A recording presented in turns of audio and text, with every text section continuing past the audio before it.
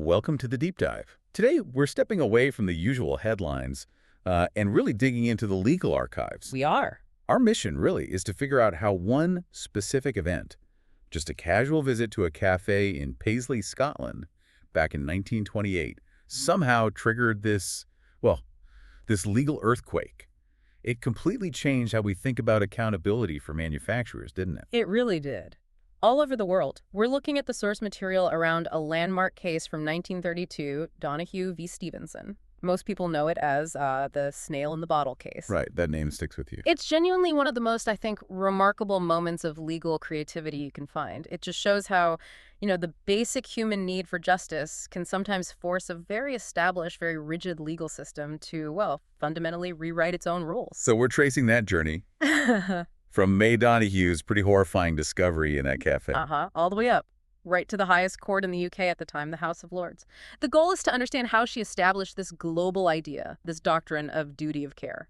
And to really get the weight of this case, I think we have to start right there in that cafe in Paisley. With that central image, it's quite visceral. It is. So you have to picture it.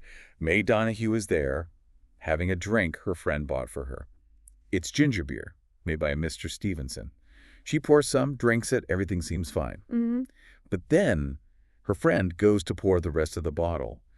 And this is key. It was one of those dark, opaque glass bottles, and something just floats out. Yeah, the source material is quite graphic. It describes the decomposing remains of a snail emerging from the bottle. And that detail, the decomposition, it's legally quite important. It suggests the snail had been in there for a while, sealed inside during the manufacturing process. It points the finger straight back at the factory, essentially. And the immediate result for May Donoghue was, she got sick. Really sick. Yes, severely ill. Violent gastroenteritis is how the reports often describe it. But the physical illness, horrible as it was, that was just the first problem, wasn't it? Oh, absolutely. The much bigger mountain to climb was the legal system itself. This whole incident just threw a harsh spotlight on a fundamental unfairness in the civil law of the time. Yeah, explain that. What was the huge legal roadblock? Well, the sources spell it out clearly. The massive central question was this. How could May Donoghue possibly sue the manufacturer, Mr. Stevenson, when she hadn't bought the drink? Her friend did. So there was no direct financial transaction, no contract between the person who got hurt, the consumer, and the person arguably responsible for the defect, the manufacturer. And the law back then? The law overwhelmingly said, no contract, no liability. Simple as that in most cases. If you didn't have that direct contractual link, you generally couldn't sue for damages caused by a faulty product. So that question, could someone outside the direct sale still hold a manufacturer responsible? That became the core challenge. Precisely. And answering that question, it ended up creating the very foundation of modern consumer protection law as we know it. It's fascinating to see the courts move from just looking at paperwork, at contracts, to considering basic social responsibility. Okay, let's really get into that legal world of 1928. We're in Paisley, Scotland. May Donoghue is ill, clearly injured by this product. But the legal tools available, they just seem completely inadequate for her situation. They really were. Let's focus on the specifics of what happened, because you mentioned the details are crucial. Her friend ordered the drink, and it came in that dark, opaque bottle. Yes, the opacity. That specific fact became incredibly important later when the case reached the House of Lords. Why exactly? Because the dark glass meant that neither May Donoghue nor her friend, nor even the cafe owner realistically, had any reasonable chance to inspect the contents before she drank it. You couldn't see inside. Right. You couldn't just hold it up to the light and check. Exactly. And this inability to check for hidden defects is a core reason why the duty of care had to eventually be placed on the person who sealed the bottle in the first place, the manufacturer. So before 1932, the legal landscape, especially for commercial stuff, was, as you said, rigid. There were these two big ideas standing in May Donoghue's way. We need to understand them. Caveat emptor and privity of contract. Absolutely fundamental concepts at the time. The sources really stress that the established law was built around caveat emptor, Latin for let the buyer beware. Okay. Historically, this made some sense. Think about transactions in a marketplace maybe centuries ago. It was often face-to-face. You could inspect the goods, haggle over the price. Yeah. If you bought something that turned out faulty, well, the general attitude was you should have checked it more carefully before handing over your money. But that started to break down, right? with industrialization. Completely. It failed to keep up. The Industrial Revolution brought mass production, goods made in distant factories, often prepackaged, sealed. Suddenly, the consumer couldn't inspect the goods easily before purchase. So things like sealed bottles, canned foods. Precisely. Consumers were buying things sight unseen, relying on the manufacturer's process. And in that context, caveat emptor started looking less like a sensible rule for bargaining and more like, well, a shield for manufacturers who might be careless. Okay, so that's one barrier. What about the other one? Privity of contract. Right. Privity. This is the idea that a contract is essentially a private agreement. It only creates rights or imposes obligations on the people who are actually parties to that specific contract. Outsiders generally couldn't sue based on it, nor be sued under it. And May Donoghue was definitely an outsider here. Totally outside the key contractual relationships. She was the one who got sick, the ultimate victim, but legally speaking, she was just floating, disconnected from the chain. Let's trace that chain, just to be clear. The source material lays out these contractual links. None of them connect Donoghue directly to Stevenson, the manufacturer, in a way that allows her to sue him. That's right. So, contract 1. The friend who bought the ginger beer, she had a contract with the cafe owner. He provided the drink. Okay. Buyer and seller. Contract 2. The cafe owner, in turn, had a contract with the manufacturer, Mr. Stevenson. That would have been for the supply of his ginger beer to the cafe. Right. Wholesaler or supplier relationship. But May Donoghue, she suffered the injury, but legally she was just a recipient of a gift from her friend. She wasn't party to contract 1 or contract 2. So she couldn't sue the cafe owner under contract 1 because she didn't buy it, and she couldn't sue Stevenson under contract 2 because she had no contract with him at all. Exactly. No privity of contract with the manufacturer. And crucially, under the law then, the friend probably couldn't sue Stevenson either, for the same reason no direct contract between the friend and the manufacturer. The friend could maybe sue the cafe owner for breach of warranty, but that didn't help May Donoghue directly get compensation from the source of the problem. So she's clearly been harmed, physically harmed, by a defective product, but the law basically just shrugs and says, sorry, you weren't part of the paperwork. That's essentially what the existing law implied, that privity doctrine was this massive wall, almost insurmountable, it seemed at the time. It sounds less like a wall and more like the entire foundation of commercial law back then. It pretty much was. So for her to succeed against Stevenson, her lawyers had to argue something radical. That Stevenson owed her a duty of care, personally, despite the fact she never bought anything from him, never made any agreement with him. They had to shift the whole argument. Away from contract law, who bought what from whom, and into what? Tort law. Exactly. Into the law of torts, which deals with civil wrongs, like negligence, that cause harm independent of any contract. The challenge was immense. How do you convince the highest court in the land to establish a new basis for duty, a duty owed by a manufacturer to an unknown ultimate consumer outside of any contract? Especially when manufacturers were arguing quite loudly that this would just chaos for industry, make business impossible. It's amazing that this one case, this one incident, forced the system to confront its own limitations. Yeah. The fact that the lower courts couldn't resolve it, that it had to go all the way up. Yes. The journey itself tells you something. It signals that the established law, the precedents, they were either silent or actively hostile to her kind of claim. There was a gap or maybe a blockage that needed the highest court's intervention to clear. And the fact that this claim, which probably wasn't for a huge amount of money in today's terms, damages for her illness, maybe some medical costs, Relatively small, yes. that it had to travel all the way to the House of Lords, that just underlines how significant the principle at stake was perceived to be. This wasn't just about settling a dispute between Donoghue and Stevenson. No, not at all. It was a battle over the fundamental rules of the game.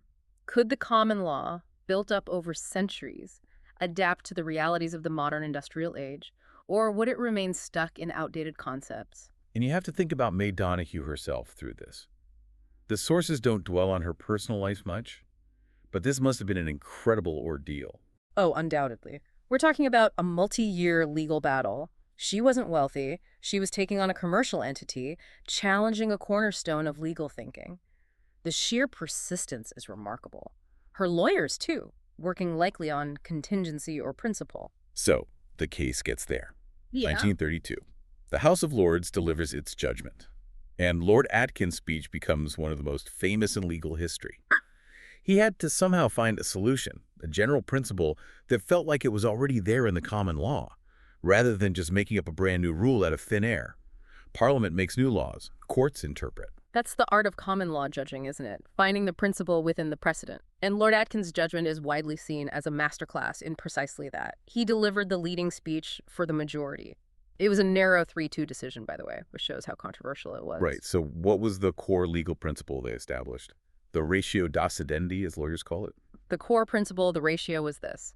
Manufacturers do owe a duty of care to the ultimate consumer of their products. That was the headline. And crucially, Lord Atkin didn't base this primarily on commercial law rules. He drew on broader principles of morality and social responsibility, finding echoes in older common law cases dealing with negligence in different contexts. He essentially argued that the law needed to reflect a basic moral duty not to harm others through carelessness. So the breakthrough wasn't just about ginger beer or even just food and drink. It was this idea that a duty of care could exist without a direct contract. How did he justify extending that duty to someone the manufacturer might never meet, someone potentially consuming the product months later, miles away? He used a couple of key lines of reasoning. First, there was what you might call the narrow ratio, specific to the facts. He focused on products that are sold in such a form, like a sealed, opaque bottle, that they're intended to reach the ultimate consumer without any reasonable possibility of intermediate examination. Back to the opaque bottle. Exactly. If the manufacturer seals it up, knowing nobody else can realistically check it before it's used, then the manufacturer retains control and therefore responsibility.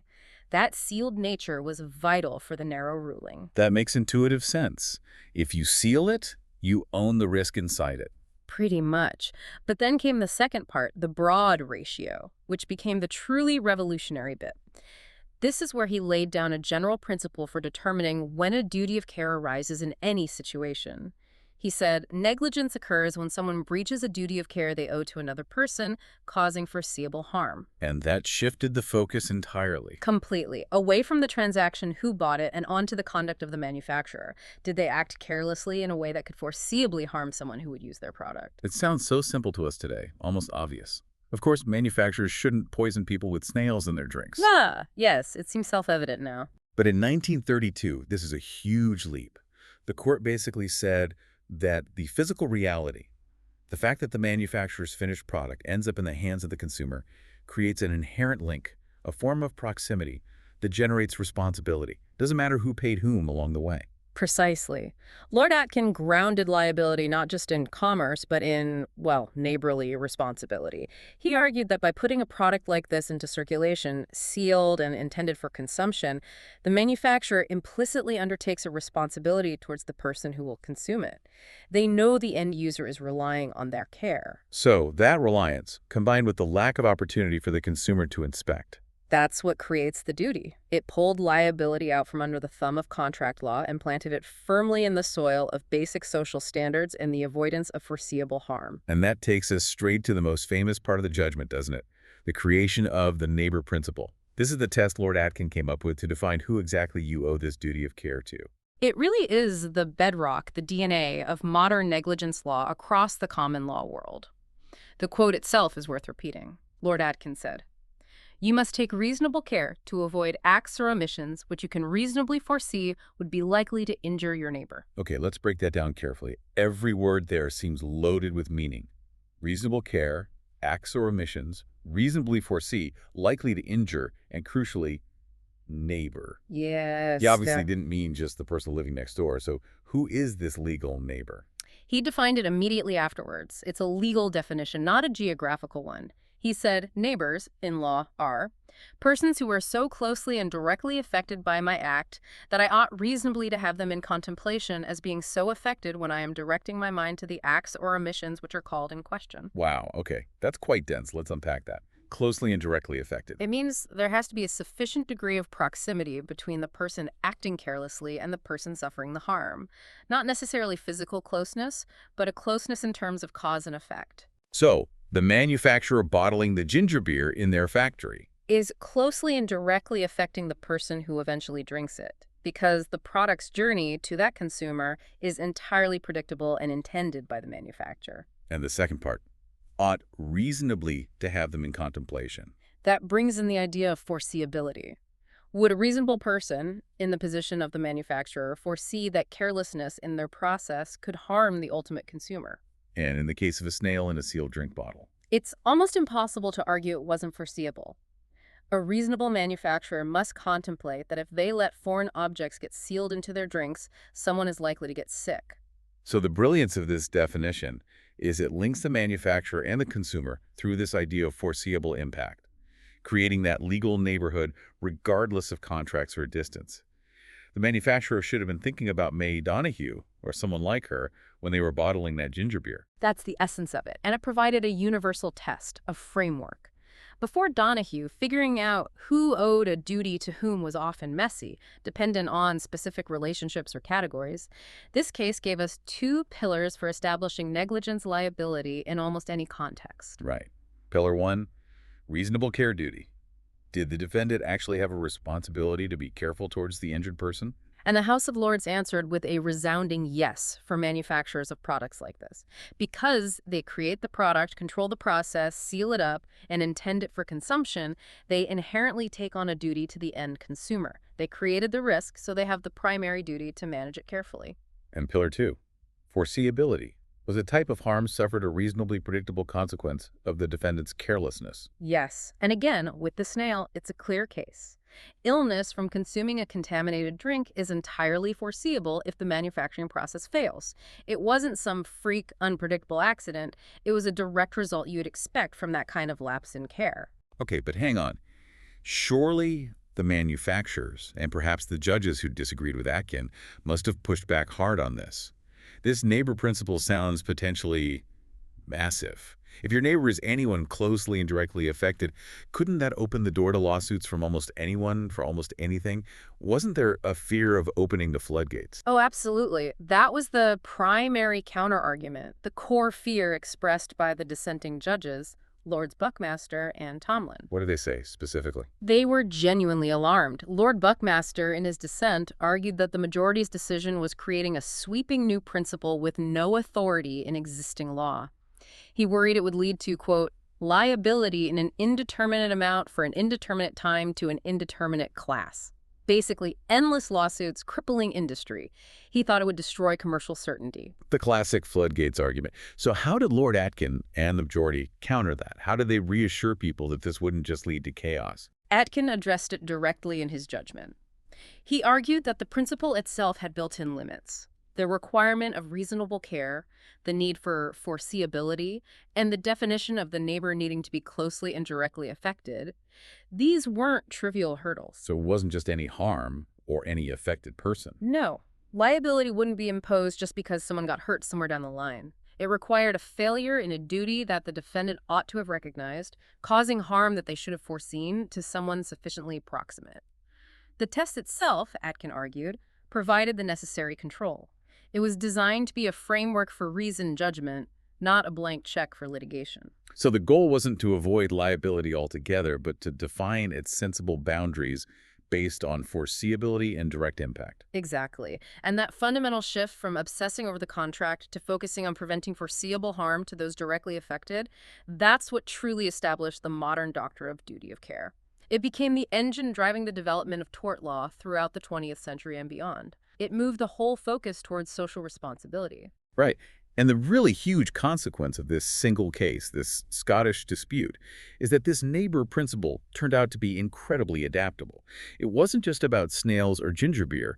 It provided a framework for thinking about responsibility in all sorts of situations. That's the staggering legacy, isn't it?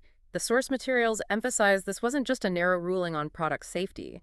It laid down a way of thinking, a template for legal reasoning that had global repercussions. Before this, manufacturers often operated with a degree of legal insulation from the end user, hidden behind the retailer and the doctrine of privity. Yes, they could often feel quite remote from the ultimate consumer liability-wise. But after 1932, the law recognized this direct, non-contractual line of responsibility. It runs straight from the factory floor to you, the person using the product, bypassing all the intermediaries in the distribution chain, at least in principle. Let's talk about the specific areas of law that were really transformed by this. The most obvious one has to be product liability, right? Absolutely. This case is the cornerstone. It established the fundamental duty of a manufacturer to ensure their product is safe for its intended use, for all ultimate users, not just the initial buyer. So every time we see a product recall, for a car, or a safety warning on a toy, or regulations about food processing. The legal DNA traces back to Donoghue v. Stevenson. When a company puts a product on the market today, they do so under the clear understanding that they owe a legal duty of care to the person who will eventually use it.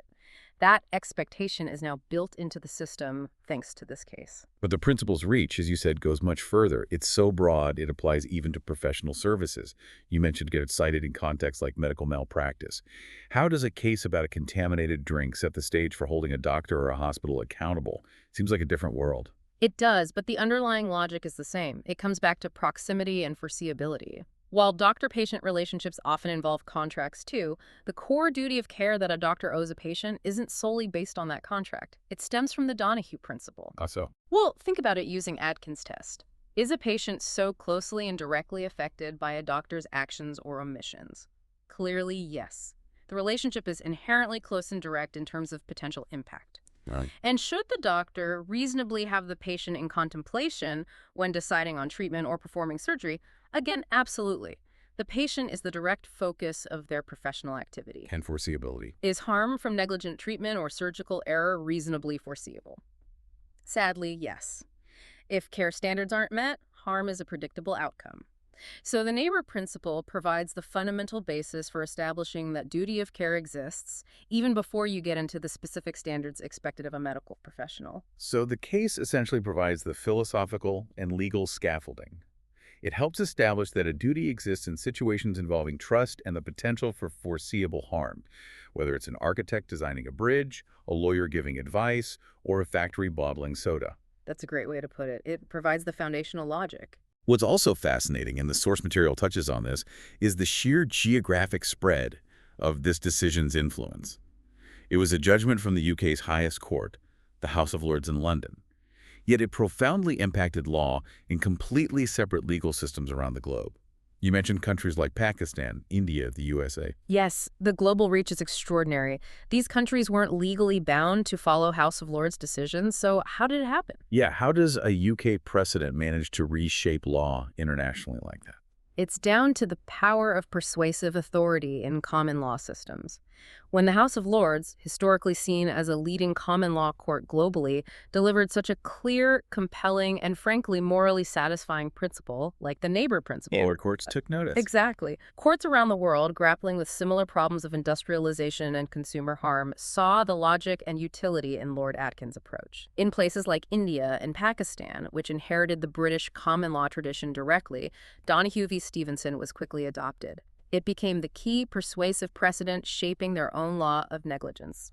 And in the U.S., they have their own distinct legal history. True, the U.S. developed its product liability law somewhat differently, often through state courts and specific statutes. But the underlying philosophical shift, moving away from strict privity of contract towards recognizing a manufacturer's duty to the ultimate consumer, was heavily influenced by the reasoning in Donoghue. Lord Atkins' arguments resonated and helped shape the direction of American tort law thinking as well. It just shows, doesn't it? If you find a really good solution to a common universal problem, like how to ensure manufacturers are responsible for the safety of unseen products, that solution can travel. It really does. And the end result is that every time you, as a listener, pick up a product off a shelf, trusting it's safe, Or rely on a professional service. you are benefiting, fundamentally, from the legal framework solidified by May Donoghue and her lawyers fighting that case nearly a century ago. Her victory over that rigid contractual barrier ensured the law eventually caught up with the reality of modern life. The law now protects the end user, the person actually affected, even if they weren't the one who paid for it. It really is that aha moment, realizing just how many of our modern assumptions about consumer rights and product safety trace back to this one specific, rather unpleasant incident with a snail in a bottle. Okay, so let's just quickly recap the main takeaways from this deep dive. We started with the big problem, that old, rigid idea of privity of contract. May Donoghue wasn't party to the sale, so the existing law offered her little hope. Right, that was the barrier. And it was smashed, really, by Lord Atkins' creation of the universal Neighbour Principle. That principle established the modern legal doctrine of duty of care, grounding it in reasonable foreseeability and proximity. And the impact of that doctrine was massive. It solidified the idea of manufacturer accountability directly to the consumer.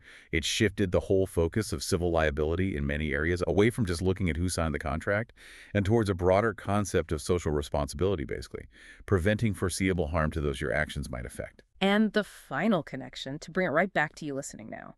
The next time you buy something good packaged or use any product where you're relying on unseen safety, could be food, could be medicine, could be a car part, just remember, your legal right to expect that product to be reasonably safe and your ability to potentially seek redress if it's negligently made defective, that right owes a huge debt to May Donoghue and her fight over that single bottle of ginger beer. It's a powerful reminder, isn't it? How one person's pursuit of justice for a very specific wrong can ripple outwards and set a standard that protects millions, even generations later. It took real courage, moral and legal courage, to challenge the established system so fundamentally back then. Absolutely. Now, as we wrap up, we always like to leave you with a final thought, something to chew on that builds on the material we've discussed. We spent some time talking about that crucial detail, the opaque bottle.